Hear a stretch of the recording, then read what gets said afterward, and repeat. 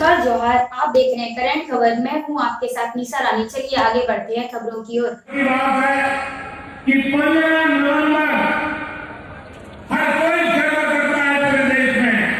15 नवंबर भगवान बिरसा मुंडा के जन्म दिवस को हमने जनजातीय गौरव दिवस घोषित किया है और अब पूरा हिंदुस्तान हर वर्ष इस बात को मनाएगा।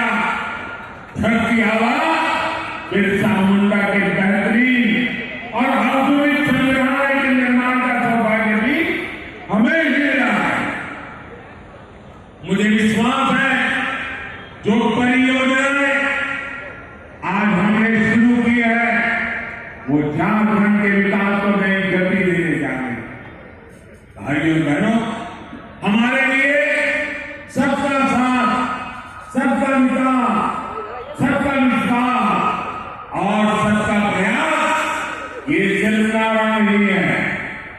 कल आप भी चला रहे थे, आज रास्ते पर उमंग उत्साह से जो उमड़ पड़े थे और आज भी जहां मेरी नजर पहुंच रही है लोग ही लोग हैं। इसका मतलब है कि लोगों को विकास चाहिए और विकास के लिए सबका साथ मिलता है और सबका साथ सबका विकास ये मॉडल आज देश भर में सबके सामने नजर आ रहा है। भाइयों बहनों, ये जो विकास हो रहा है ये सिर्फ नारा बोलने के लिए नहीं है, ये हमारी निष्ठा का प्रमाण है, हमारी नीयत का प्रमाण है, हमारे परिश्रम का प्रमाण है। बीते 8 वर्षों में हमने उनको सफल कर दिया जिनको पहले राजनीतिक नाम में समय दिया गया था। वो गरीब, आदिवासी, वो दलित, वो पिछड़ा, वो हमारी बहनें बेटियों जिनका नंबर हमेशा सबसे अंत में आता था, वो आज हमारी सरकार के लिए पहली पंक्ति है, हमारी प्राथमिकताओं में पहले पायदान पर।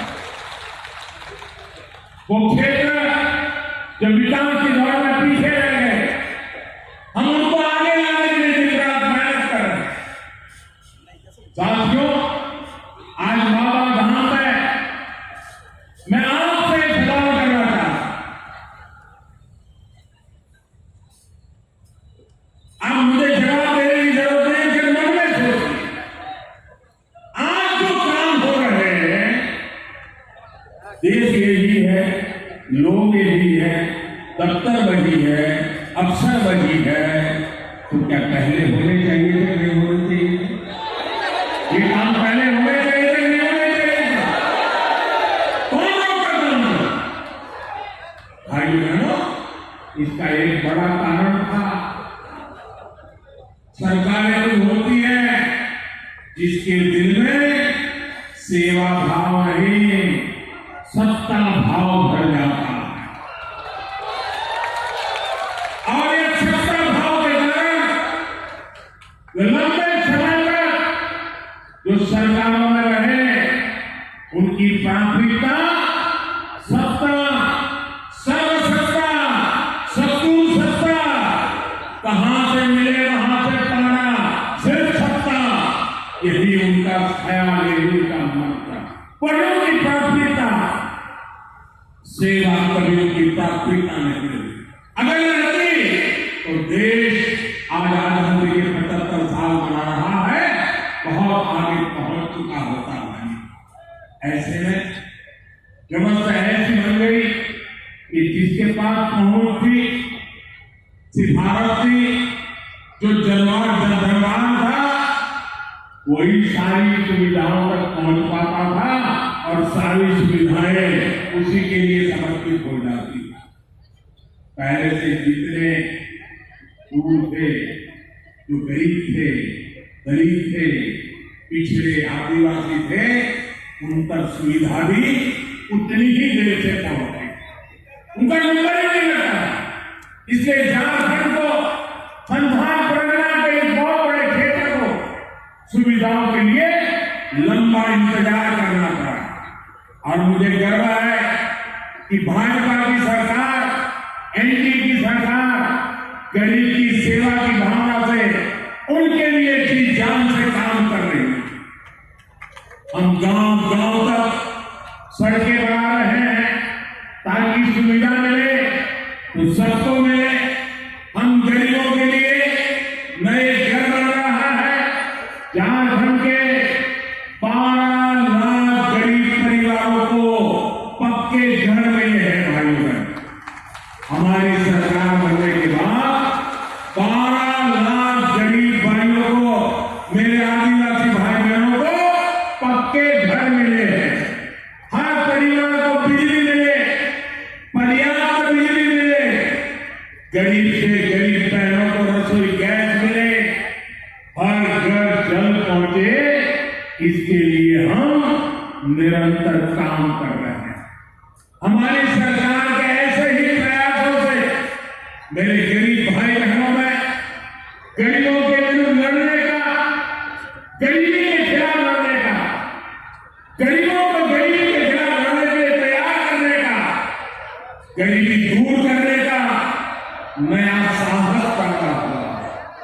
भाइयों बहनों, हमारी सरकार गरीब की मुसीबतें समझती है, गरीब के सुख की साथी है। कोरोना के इस साल भर में 100 साल की सबसे बड़ी महामारी आई। इस दौरान हमारी सरकार ने गरीब को मुफ्त वैक्सीन से लेकर उनके खाने पीने तक हर चीज का ध्यान रखा। और इतना बड़ा देश, कोई गरीब के घर का चूल्हा न जले, इसकी हमने पूरी तकेदारी की ताकि गरीब भूखा न सो जाए। झारखंड के भी लाखों लोगों को केंद्र सरकार की मुफ्त राशन वाली योजना का लाभ मिला। भाइयों बहनों, आज मुझे एक देवघर में नई सुविधाएं शुरू करने का भी मौका मिला। झारखंड में स्वास्थ्य सेवाओं की बेहतरी के लिए हम निरंतर काम कर रहे हैं। यही झारखंड की धरती है जहां से जब रघुवर दास जी मुख्यमंत्री थे, आयुष्मान भारत योजना का उद्घाटन प्रारंभ यही झारखंड से हुआ। इस योजना के तहत देश के 3 करोड़ गरीब मरीजों को मुफ्त इलाज मिल चुका है। इसमें झारखंड के भी 12 लाख से अधिक बहन भाइयों ने इसका लाभ लिया। इन लोगों ने अस्पताल में भर्ती होकर अपना मुफ्त इलाज कराया है। आप कल्पना कर सकते हैं, इससे सिर्फ झारखंड के गरीबों को ही 1400 करोड़ रुपए, अगर ये योजना न होती तो उनको अस्पताल के 1400 करोड़ रुपए का बिल भरना पड़ता। आज इस योजना के कारण झारखंड के लोगों के जेब में वो 1400 करोड़ रुपया बच गया है। सोचिए, इतना पैसा खर्च करके इलाज करने के बजाय मेरा गरीब भाई बहन तो यही सोचता कि भाई कुछ नहीं करना है, थोड़ी तकलीफ होगी, अब कितने दिन जीना है। भाई बहनों, वो दवाई न करवाते, घर पे बैठे रहते। मेरी माताएं तो बताती भी नहीं कि मुझे पीड़ा हो रही है, क्योंकि मां को रहता है कहीं बेटे को कर्ज हो जाएगा, वो दर्द झेलती रहती। लेकिन मां, तेरे बेटे पर कर्ज न पड़े, तेरा दूसरा बेटा बैठा है। लेकिन भाजपा सरकार ये योजना गरीब के लिए बहुत बड़ा संबल बनकर आई है। आयुष्मान भारत योजना की वजह से झारखंड के लोगों को, गरीबों को देश के दूसरे बड़े शहरों के अस्पतालों में भी बहुत मदद मिल रही है। यहाँ देवघर में एम्स बनने से भी गरीबों की बहुत बचत होने वाली है। साथियों, आदिवासी समाज का सशक्तिकरण, उनके बच्चों का उज्जवल भविष्य भाजपा की प्राथमिकता है। ये केंद्र सरकार की नीतियों में साफ साफ झलकता है। देश के 100 से अधिक आकांक्षी जिलों में अनेक जिले झारखंड के हैं, उसमें भी मेरे ये संथाल परगना में है। कुछ महीने पहले ही देश के 44 जनजातीय जिलों में 4G मोबाइल कनेक्टिविटी मजबूत करने के लिए बड़ा फैसला लिया गया। इसके लिए सरकार लगभग 6,000 करोड़ रुपए खर्च करने जा रही है। इसका लाभ झारखंड के अनेक जिलों में रहने वाले मेरे आदिवासी भाई बहनों, यहाँ के युवाओं को होने वाला है। इससे जनजातीय जिलों में डिजिटल इंडिया का यानी ऑनलाइन सरकारी सेवाओं का लाभ और बेहतर तरीके से मिल पाएगा। झारखंड 190 मॉडल स्कूलों के नेटवर्क का भी बहुत बड़ा लाभार्थी है। केंद्र सरकार झारखंड में 90 से अधिक 190 स्कूल बना रहा है। आइए बहनों, झारखंड में प्राकृतिक संपदा भी है और समृद्ध होने का सामर्थ्य भी है। बीते कुछ वर्षों में केंद्र सरकार के प्रयासों से झारखंड का एक सामर्थ्य और बढ़ रहा है। क्या कभी कल्पना की जा सकती थी कि झारखंड पाइप से रसोई गैस और CNG आधारित ट्रैफिक के मामले में देश के अव्वल राज्य में होगा? आज प्रधानमंत्री ऊर्जा गंगा योजना के कारण ये संभव हो रहा है। सींदरी खाद्य कारखाना जो बंद पड़ गया था, उसे फिर से शुरू करने का काम भी तेजी से चल रहा है। ये झारखंड के किसानों, देश के किसानों को राहत देगा, यूरिया पर विदेशी निर्भरता को कम करेगा। भाइयों बहनों, झारखंड के पास देश का अग्रणी औद्योगिक राज्य बनने की हर संभावना मौजूद है। आज संथाल परगना के लिए पहले 4 लेन हाईवे का भी शिलान्यास किया गया है। इससे पूरे अंचल में कनेक्टिविटी को विस्तार होने वाला है। साहबगंज में गंगा नदी पर मल्टी मॉडल हब भी बनाया गया है, ताकि यहाँ के उद्योगों को हल्दिया से वाराणसी पर बने नदी जलमार्ग का भी लाभ मिल सकेगा।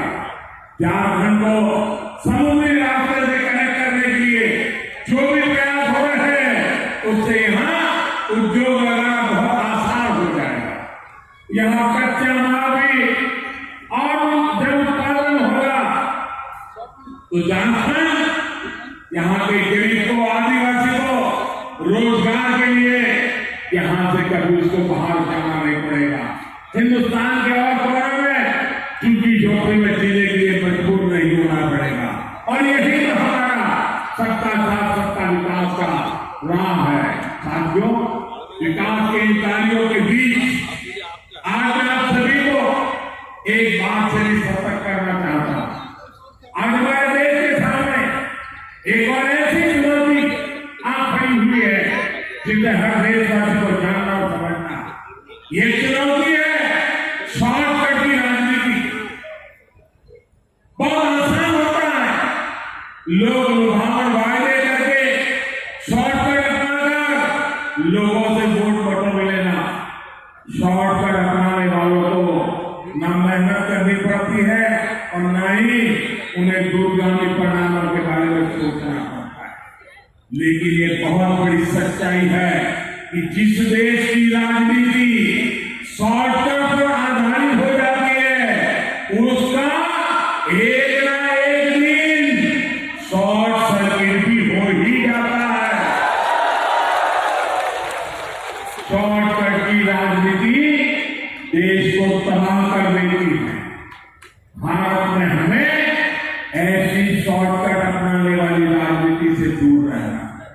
अगर हमें आजादी के 100 वर्ष पर भारत को नई ऊंचाई पर ले जाना है, तो उसके लिए परिश्रम की पराकाष्ठा करनी है। और परिश्रम का कोई शॉर्टकट नहीं होता। वायुमंडल आजादी के बाद देश के जो राजनीतिक दल हावी रहे, उन्होंने बहुत से शॉर्टकट अपनाए थे। इसका नतीजा ये हुआ कि भारत के साथ आजाद हुए देश भारत से बहुत आगे निकल गए, हम वहीं के वहीं रह गए। आज हमें अपने देश को उस पुरानी गलती से बचाना है। मैं आपको उदाहरण देता हूं। आज हम सभी के जीवन में बिजली कितनी जरूरी हो गई, ये हम सभी देख रहे हैं। अगर बिजली ना हो तो मोबाइल चार्ज भी नहीं हो पाएगा, न टीवी चलेगा। इतना ही नहीं, गांव में टंकी बनी हो, नल भी लगा हो, बिजली नहीं है तो टंकी नहीं भरेगी, टंकी नहीं भरेगी तो पानी नहीं आएगा, पानी नहीं आएगा तो खाना नहीं पकेगा। आज बिजली इतनी ताकतवर बन गई, हर कोई काम बिजली से जुड़ गया। और भाई बहनों, अगर ये बिजली न होती तो फिर शाम को डिबरिया बाल्टी की रोशनी में रहना पड़ेगा। बिजली ना हो तो रोजी रोटी के अवसर, कल